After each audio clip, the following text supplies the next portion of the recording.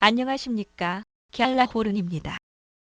환율이란 말은 많이 들어보셨을 텐데요. 두 나라 통화 간 교환비 율을 환율이라 말합니다.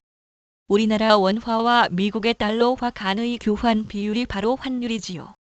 그래서 1달러가 1200원이라면 1달러를 우리 돈 1200원으로 바꿀 수 있다는 것이고, 반대로 1200원이 있어야 1달러를 얻을 수 있습니다. 그동안 사람들의 관심을 받지 못했던 외환의 중요성이 부각되고 있는데요. 1997년 외환위기와 2008년 금융위기를 겪으면서 환율 문제가 대두됐습니다. 1997년 국내에서 보유한 달러가 바닥을 드러내면서 원달러 환율이 급등한 바 있었습니다. 그로 인해 우리나라는 당시 IMF 사태라고 불렀던 외환위기를 겪었고, 국제통화기금 IMF에 구제금융을 요청했습니다. IMF는 구제금융을 지원하면서 가혹할 만큼 한국의 체질 개선을 요구했는데요. 그로 인해 한국은 한 단계 도약할 수 있었지만 한국이 치러야 했던 대가는 너무나 컸습니다. 2008년 세계적인 투자은행 리먼 브러더스가 파산했습니다. 미국의 서브프라임 모기지론을 주요 원인으로 한 세계적인 금융위기는 이를 신호탄으로 터져 나왔습니다.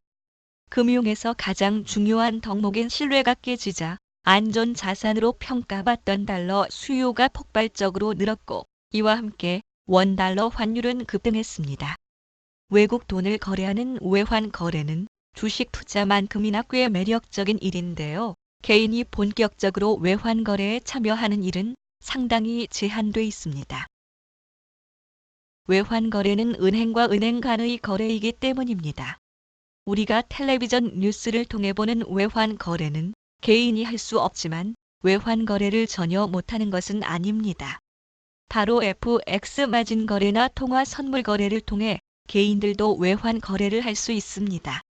FX 마진 거래의 큰 특징 가운데 하나로 타 상품에 비해 상대적으로 낮은 진입 장벽을 들 수 있습니다. FX 마진에서 거래 단위를 낫이라고 하는데 1낫당 필요한 증거금은 $10,000, 우리나라 돈으로 약 1,100만 원 정도 됩니다. 국내 주식 선물인 코스피 선물을 거래할 때 개시 증거금이 1,500만 원이라는 점에 비하면 FX 마진의 낮은 진입 장벽을 생각해 볼 수 있습니다.